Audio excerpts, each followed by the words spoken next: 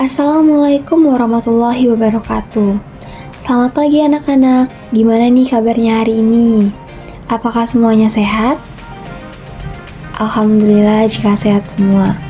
Sebelum mengawali kegiatan pembelajaran, dimohon untuk ketua kelas memimpin doa terlebih dahulu. Terima kasih untuk ketua kelas yang sudah memimpin doa. Baik anak-anak, kita presensi terlebih dahulu ya. Oke baik, semuanya hadir ya. Anak-anak ibu semuanya sangat semangat sekali untuk belajar.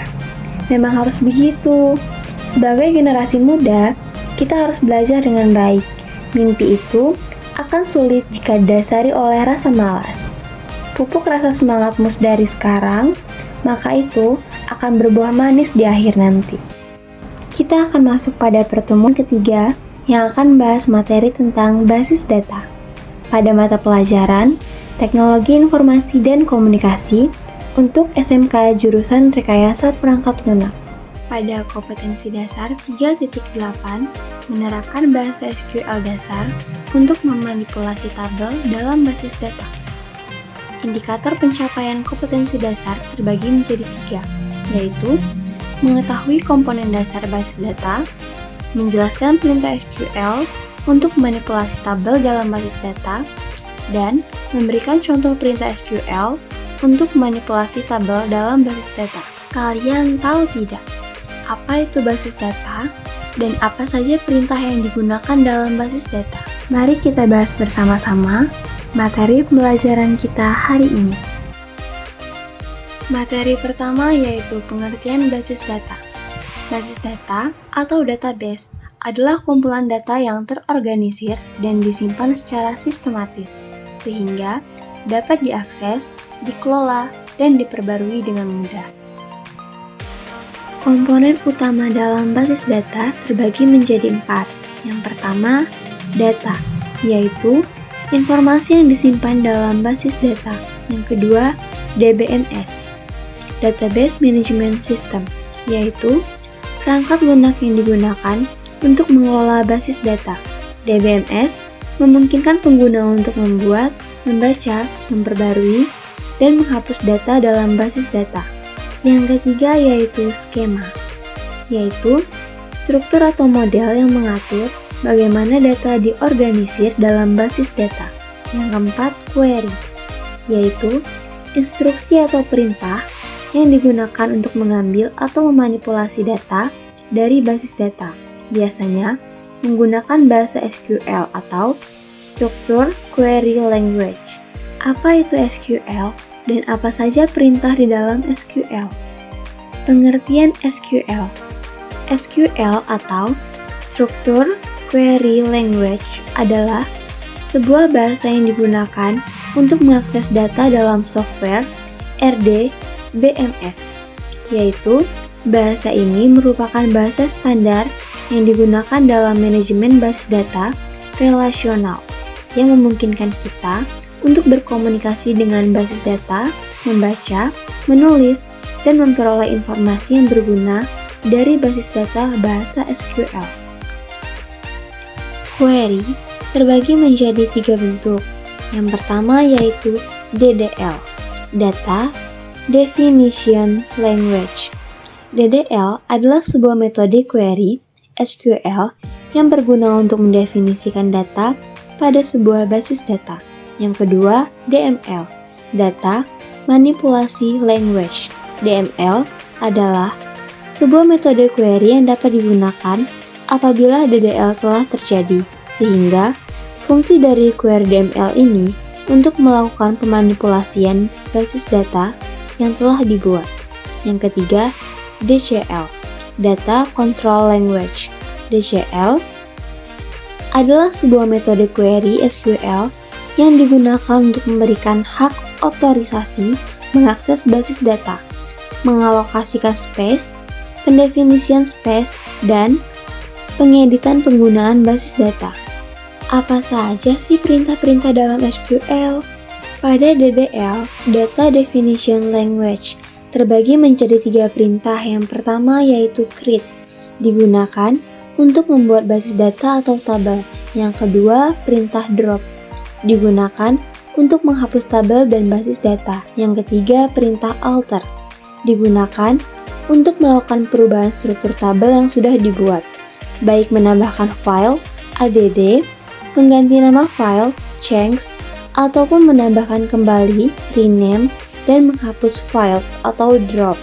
Untuk query yang kedua yaitu DML, Data Manipulasi Language, terbagi menjadi 3 perintah. Yang pertama, insert, digunakan untuk memasukkan data pada tabel basis data. Yang kedua, perintah update, digunakan untuk pengubahan terhadap data yang ada pada tabel basis data. Yang ketiga, perintah delete, digunakan untuk penghapusan data pada tabel basis data.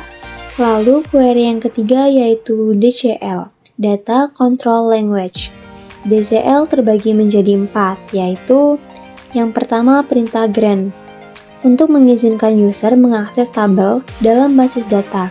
Yang kedua perintah revoke, untuk membatalkan izin hak user yang ditetapkan oleh perintah grant.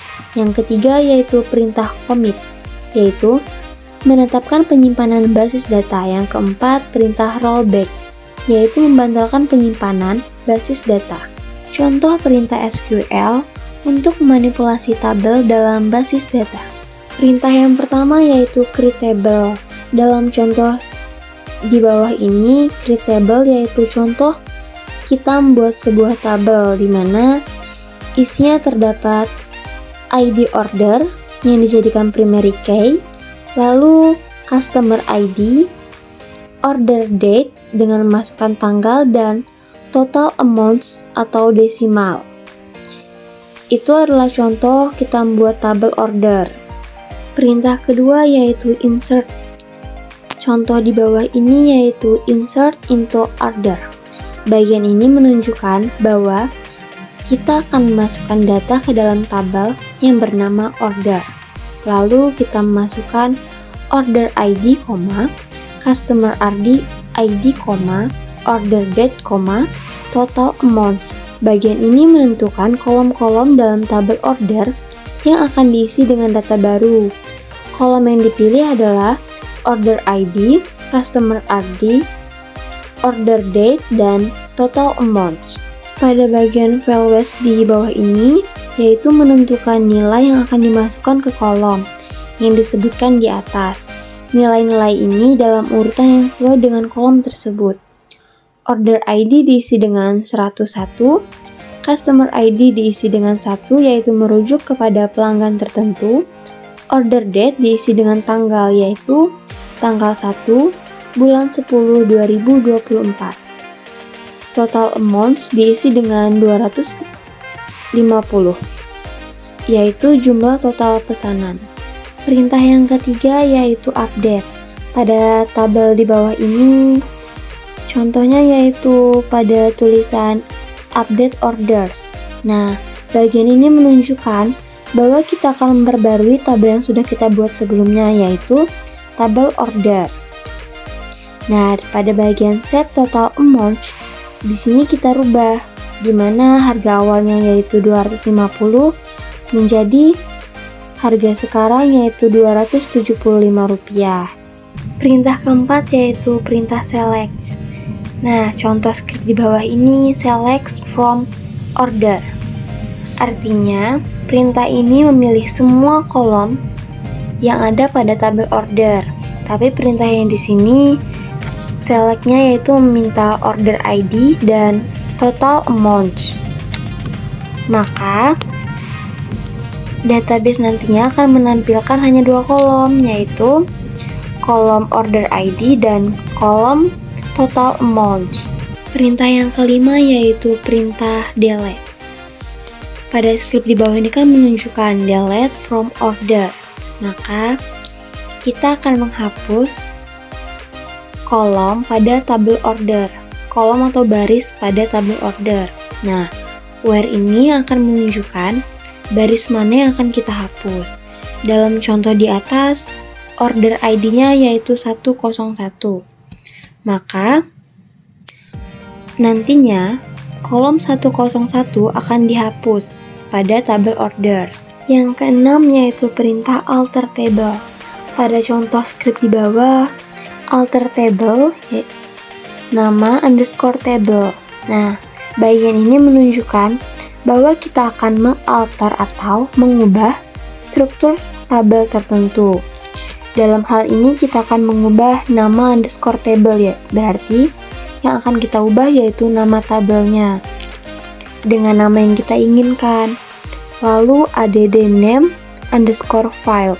Nah, bagian ini menunjukkan bahwa kita ingin menambahkan kolom baru ke dalam tabel. Lalu kita ganti nama underscore file ini dengan nama kolom yang ingin kita tambahkan. Tipe data underscore data dalam kurung leg. Di sini kita menentukan tipe data yang dari kolom yang akan kita tambahkan. Contohnya di sini yaitu kita menambahkan tipe data leg. Yang terakhir yaitu perintah drop table. Contohnya di sini yaitu drop table customer. Artinya kita akan menghapus tabel customer yang sudah kita buat. Maka tabel customer tersebut akan terhapus.